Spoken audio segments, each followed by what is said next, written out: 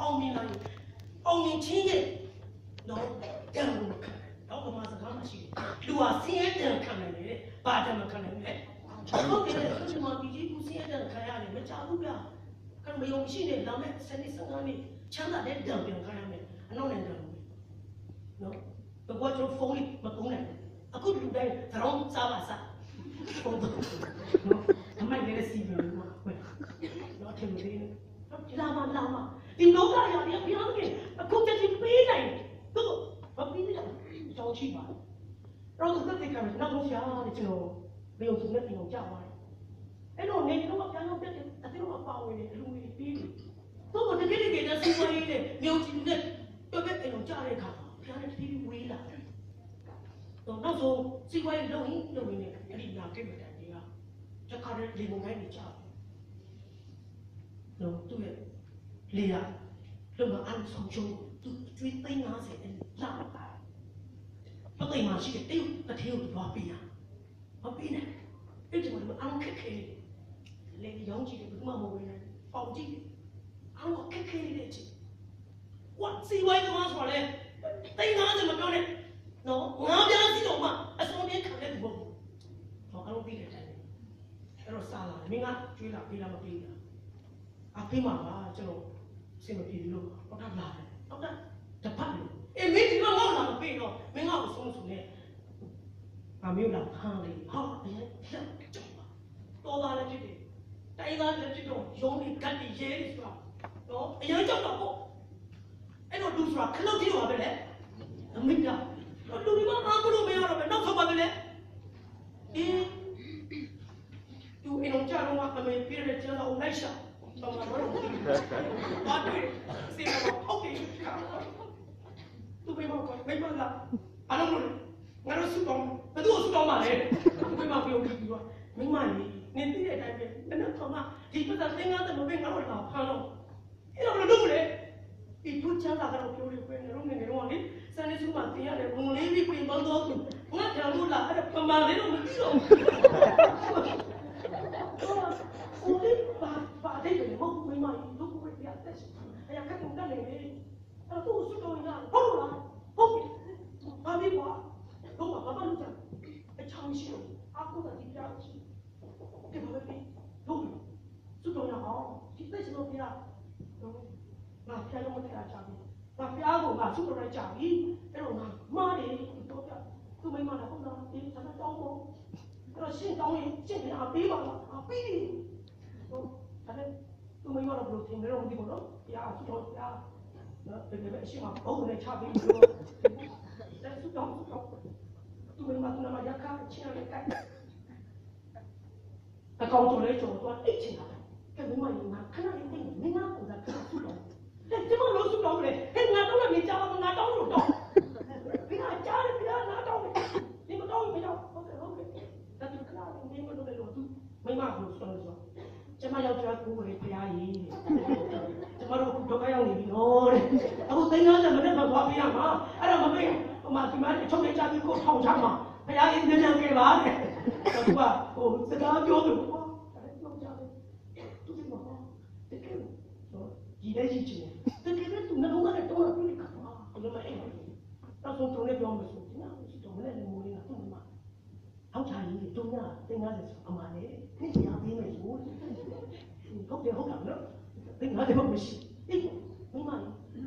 ဒီနေ့ပတ်စံသိန်း50လို့ပြောကြဟုတ်တယ်ဆိုပြီးကြတယ်ဒါပေမဲ့ငါစစ်တယ်မှာငါအမတော့တော့ဘာဖြစ်ဒီတစ်ခေတ်တော့တော့ပြောကြအေးတော့ချင်လားချင်ဖို့ဖမ်းရအောင်ကြာရင်အဲ့မှာကျန်စုတော့အဲ့ဒီတက်ဟာ我的你们嘛，咱们不用，我看到没过，他这这什么？现在对的哦，哦，别哪里来，OK 了，别不哪里，那边到啊，那边到到，我不杀，哎，就不上哪去啊？我没有，三来比，没路进去，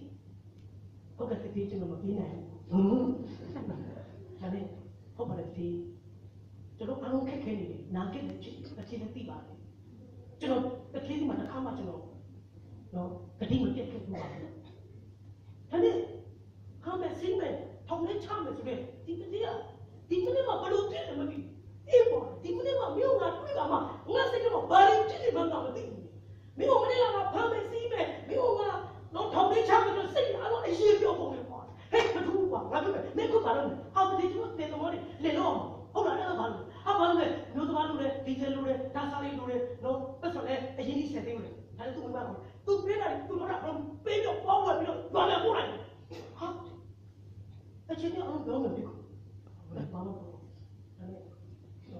အောင်ကြိုက်ကျွန်တော်ပေးမယ်ဆိုတော့ဒီဒါလည်းသူ့ပစ္စည်းတွေဟိုဘယ်လိုစိတ်ဝင်ကားနဲ့ပြောပို့ပြီးအိမ်မှာကျန်ခဲ့တဲ့မိန်းမနော်ဘုရားသခင်ကြီးကျွန်မတို့ကြားတော့ပြောပါလေအားလုံးအဆင်ပြေမယ်လို့ပြောတယ်ဒါနဲ့ဘောတော့ကားတန်တော့ရဲလာပြီးဖြစ်တယ်ဘယ်လိုယူရဲဟိုတခါကားမဝင်ဘူးပဲဘိုးတော့နော်တော့ရဲလာပြီးရာတကယ်တော့ဘောရဲလာပြီးတော့တော့တယ်မိမအဲ့တော့တော့ရဲဘယ်လိုကောင်းတော့တာတော်တယ်မိမကြည့်အောင်အဲ့ကြည့်အခုဒီမှာကျိုးအဲ့ကြည့်စကားချင်းဘာကတည်းကအခုမိမကြည့်အောင်ဟာမလေးရေမပါမိမကတော့ပြောတာဆိုကိုယ်ကလည်းအသက်ရှင်တော့ပြဖြစ်တယ်မိမရေကြားခင်ဗျာပိုလေးပြင်ပန်းနေတယ်နောင်ကပြလာလေးပြလာတဲ့ဒီအားလုံးကိုတက်ခတ်ပါအဲ့မှာဒီတော့ဒီချီဝါဒီမှာဆိုတော့နေပြီးပါရောင်းနေပါချစ်တော်ညီကိုကတော့ဒီနေ့တင်နေ့ကျတော့ကြုံရတဲ့အခက်အခဲဒုက္ခတွေပြဿနာတွေဒီဆင်းရဲခြင်းတွေဖျားပြီးဥပ္ပါစကားပြောနေတယ်ကိုယ့်ကိုယ်ပြန်လဲဆန်းစစ်ပြီးဖျားခင်ပါအလိုရှိတယ်အလိုရှိတော့လမ်းကိုကျွန်တော်တို့ဘုရားတော်အားဖြင့်ဆင်ခြင်စဉ်းစားပြီးတော့ဘုရားသခင်ထံတော်သူ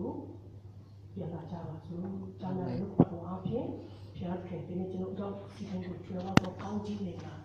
ဒီဝဆုံစွာချပြီးမှဆက်နာပါစီတော့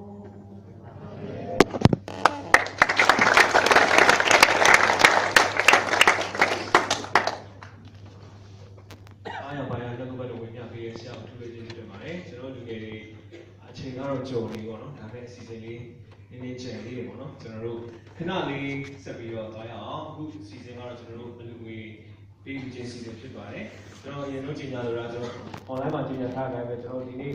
ရတဲ့အလူငွေပေါ့နော်ကျွန်တော်ဒီမှာကျွန်တော်လူငယ်တွေထည့်လိုက်တဲ့အလူငွေကိုကျွန်တော်တို့စစ်ပေးဒုက္ခတွေကျွန်တော်ဒီ IDP camp ကိုကျွန်တော်တို့ဒီအောက်မှာကျွန်တော်လူငယ်ဆရာကျွန်တော် copy ဝင်ဖြစ်တဲ့ဆရာကျော်ပါဘောင်းလည်းရှိပါတယ်သူစီမှာတခါတည်းကျွန်တော်ပေးဖို့ဖြစ်ပါတယ်ကျွန်တော်ဒါကျွန်တော်ဒီနေ့လာတယ်ခုနကတော့ကျွန်တော်မြန်မာနိုင်ငံရင်းရဲအတွက်ဆူတောင်းတယ်အခုကျွန်တော်တို့ထပ်ပြီးတော့စစ်ပေးဒုက္ခတွေအတွက်ကျွန်တော်ပေးလို့ဖြစ်ပါတယ်ဒီအချိန်မှာကျွန်တော်တို့ဆရာလေးလည်းဖွဲ့ရနေပြီးတော့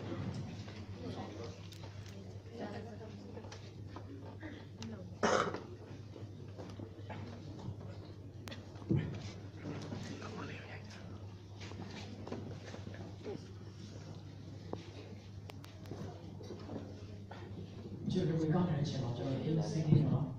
အားရ course အကျိုးဆောင်နေပါတယ်အဲ့လိုမျိုးထည့်ပြီးပြီးကျွန်တော်ထည့်ပြီးဆိုတော့ဒီဒီကမ္ဘာတဲ့တော့ကအတူဆိုရအောင်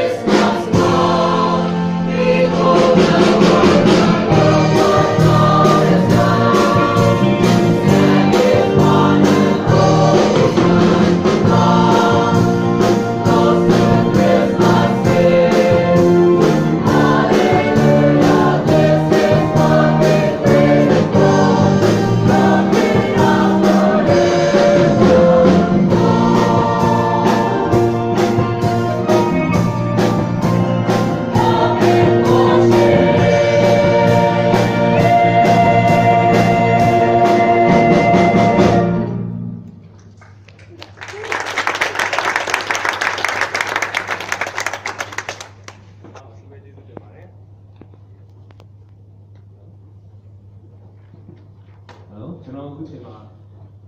ကျွန်တော်နည်းနည်းလေးနောက်ကဒီလိုလာပြီးတော့ကျွန်တော်ကျန်းစာလေးမသိရင်အဓိကအချက်လေးမသိရင်တိတ်ပြီးတော့မဖြစ်ဘူးเนาะကျွန်တော်လူငယ်တွေကကျန်းစာဖတ်ရတာမတိုင်းဝင်ခံကြမယ်ဆိုရင်ကြီးတယ်မလားမသိမဖြစ်မဖတ်ဖြစ်ဘူးဒါနဲ့ကျွန်တော်ဒီနေ့တော့နည်းနည်းလေးပေါ့နော်ကျွန်တော်ဒီနေ့လောက်ရတဲ့အဓိကအချက်လေးတော့နောက်မှတွေ့နေတယ်ကျွန်တော်ဖတ်ကြည့်အောင်เนาะ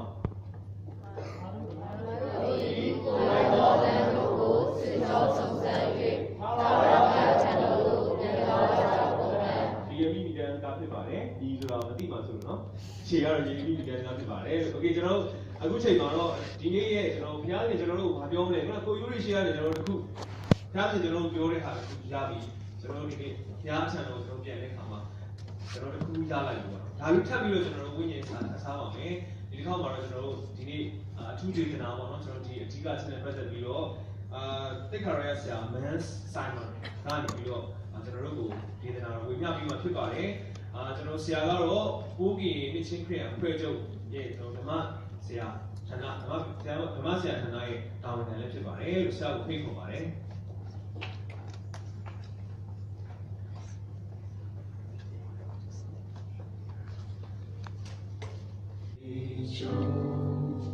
စင်ကျေးဇူး